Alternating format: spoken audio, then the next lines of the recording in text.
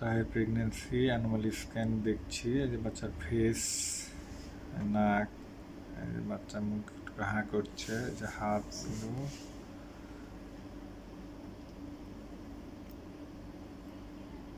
বাচ্চার পা, পুরো বাচ্চাটাকে আমরা দেখলাম এক নজরে। এই যে বাচ্চার হাত, এই যে হাত, এটা ডান হাত, এই যে হাত, মুভমেন্ট অনেক সুন্দর।